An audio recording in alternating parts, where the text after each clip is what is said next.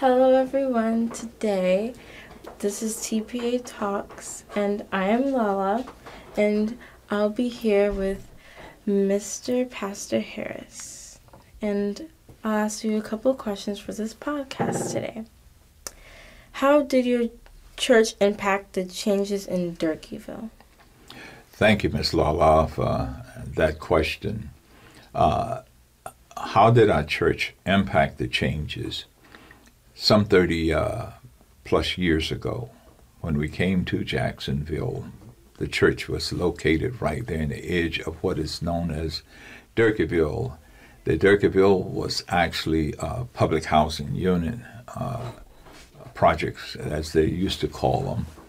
And because of the community and what we were trying to do as far as community engagement and community redevelopment, we started with a group of people that was concerned about all of the activities, the crime, or whatever else might be existing there, and the age of the Durkeeville public housing units, which was built in 1936, and so they were quite some age behind them.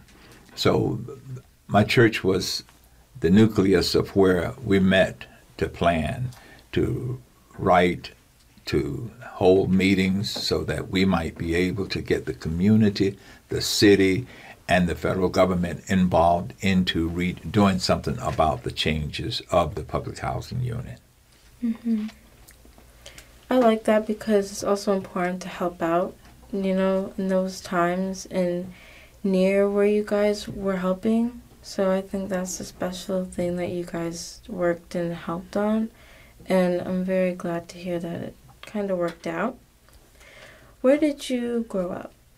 I grew up as a small child in Maryland, on the eastern shore of Maryland. I was born actually in Georgia, but we moved to Maryland in 1945, and I was a small kid at that time. Mm-hmm. So I grew up there, and I went to elementary, high school, and college there in Maryland.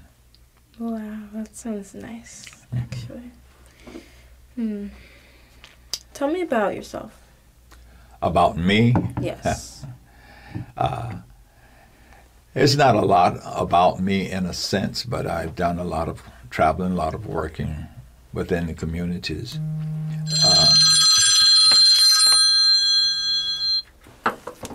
In the communities that I've lived in New Jersey, in Maryland, in Tallahassee, and coming here. I was pastoring a church in Tallahassee, and therefore I was able to come to Jacksonville and pastor a church in Jacksonville, which was in the Durkeeville community. Mm-hmm. How did you become a pastor, actually? How? Yeah. When I was at the age of 8, I accepted my call. I desired to be baptized and follow Christ because I had already spent my life in church. Everything I knew about myself, I was involved in church. And at the age of 8, I said that I had wanted to be a preacher because I loved what I saw the preacher doing as far as changing lives. Mm-hmm. But not until probably 30 years later, almost, did I accept my call into the ministry and did my first sermon so that I would be able to share my gifts of preaching. And from there, I went into seminary to study so that I would have a deeper knowledge of what was taking place. Mm-hmm. What does Durkeeville really mean to you? Durkeeville is a place of change. You see, the Oaks of Durkeeville actually has been a rebirth of the lives of individuals. It was a public housing unit.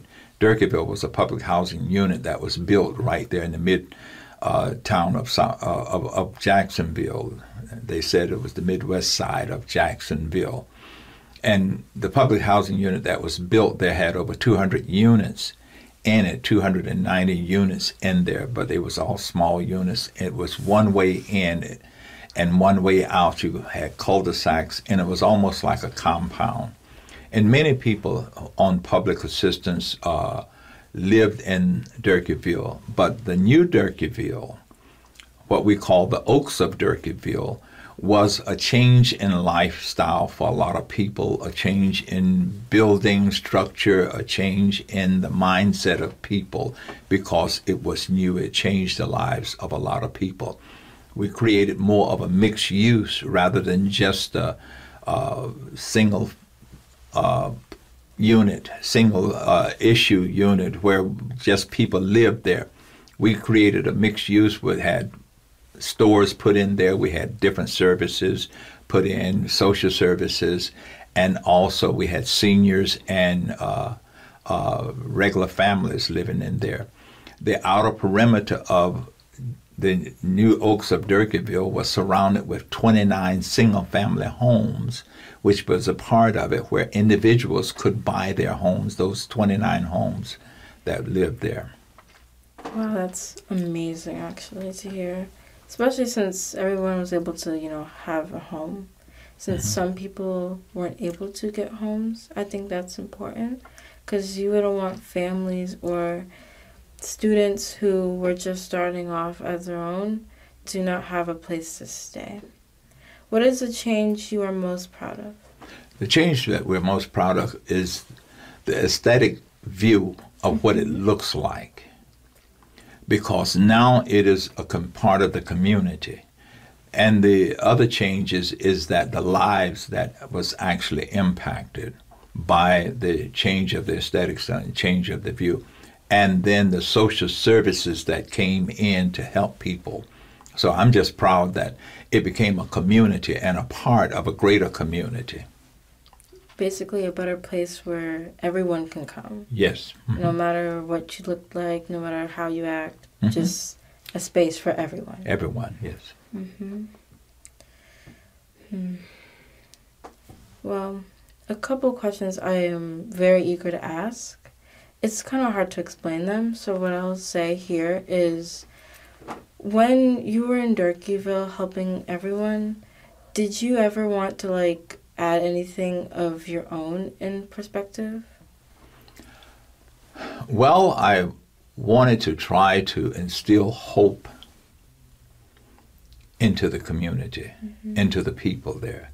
And if we could add in that avenue of opportunity for people to realize that just because you live in public housing, it's not a dead-end street.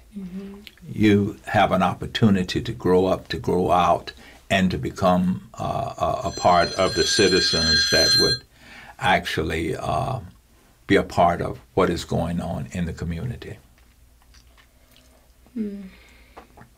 Like in a successful way, basically? Basically, yes, a successful way. Okay.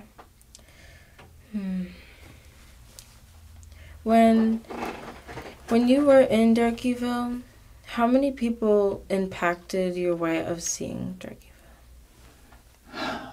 It was a group. It was not just one individual. It was the church that I pastored, Mount Olive Primitive Baptist Church, that family of people. It was also St. Pius Catholic Church and School. That was also a part of it. It was the Durkeeville Resident Management Group that was the residents was a part of it. It was also Edward Waters College at that time, which is Edward Waters University now. And it was Good Neighbor Mania, Myrtle Avenue Neighborhood Improvement Association. It was a collective community effort to make it better because it impacted the entire community. Going into the future, what would you like to see Durkeeville become? I think it has evolved into a place of residence, but I'd like for it to be a place that anyone would want to just be a part of, to live there, to be involved and a part of that. As someone who has gone to Durkeeville, like the neighborhood, and has visited the ballpark and has seen it a couple times, I would like to research more about it and see how it can impact others. So what advice can you give me and other people to look into it and research how old it's been there and how we can change it? Right on the corner of Myrtle Avenue and 19th Street, 20th Street, MLK, is the Durkeeville Historical Society. Mm-hmm. And if you went there, they have the pictures, they have the history, all of that. I would say that that is a starting point right there, the Durkeeville Historical Society, where after the rebuilding of Durkeeville, the Historical Society received a grant, and it has been a catalyst of knowing who Durkeeville is. All of the history of Durkeeville basically is found in that building there. Mm-hmm. So it's right there on the corner of MLK Parkway and Myrtle Avenue. How long were you a pastor for? 43 years I've been pastoring. Wow, that's amazing. And how many families and people in general have you helped? I could not tell you over the years. I don't know how many. I don't know how many babies I've blessed. I don't know how many couples I've married. I don't know how many persons I've funeralized. But I do have records of them. It is numerical. I mean, it is numerous. For being a pastor for 43 years, I'm very proud to say that you're doing an amazing job, sir. And I just want to say another question. When you became a pastor, the first couple of years, was it rough or easy? It was rough because oftentimes you see people doing things and you think that that's easy, that can be done. But when you get into it, because you have a diverse group of people that you are dealing with, you're speaking with, you're trying to lead, how do you mesh all of them together? And you have to do it through study, through prayer, through consulting with God, asking God to give you the direction. And therefore, the first couple of years, it was getting rid of me and allowing more of God. Mm-hmm. When you were growing up, what was your favorite activities to do? Because of what I was doing, where I lived, and the type of things that I did, mine was athletic sports per se. I ran track. I did things of that nature in school. I loved drama. I loved to sing. I wasn't much of a good singer, but I was a public person. Mm-hmm.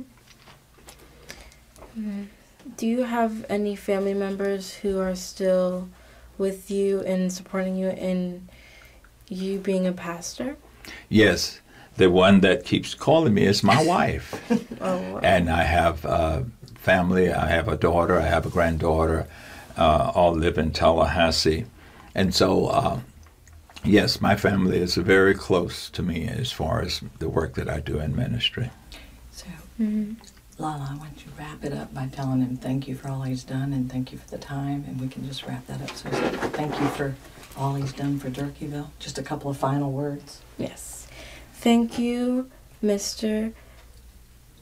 Sorry, start over. Just start over. Remind me your name? Pastor Harris. Sorry. Thank you, Mr. Pastor Harris, for coming on to TPA Talks. I really appreciate it. I took in a lot of your wisdom and your words, and I'm very glad you came here to spread the word and to talk with us today. Thank you. Any last words you would like to say? Thank you for having me, and thank you, Miss Lala, for being such a gracious host there and doing such a wonderful job, too. And you told me you was nervous, but you did a great job, and I do appreciate that, too. And it's not Mr. Pastor Harris, it's just Pastor Harris. Sorry. Can you talk for me one more time? Yes. Okay, keep talking. You can say whatever. Whatever. Okay. Okay. Awesome. Just making sure you're not clipping. I'm not trying to be rude. No, you're okay. You're good. I don't mind. I understand I'm a quiet person. But yeah, you can ask me any questions that you want to ask. How long you been working here? So I actually started here just about a month ago at TPA. I actually got asked to do a Truth and Proof performance as a musician. I'm a musician. I do cello, bass, guitar. I do like a lot of funk music usually.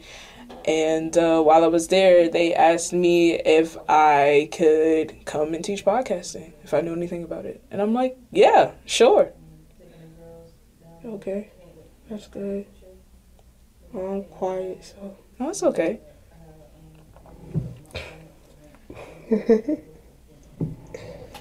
Bruh, I don't want to do this. You want to do it? I don't want to do this. Why y'all gotta be doing this? That's okay. If you don't want to do it. I don't want to do it. Okay. I'm sorry. That's okay. And cut right there.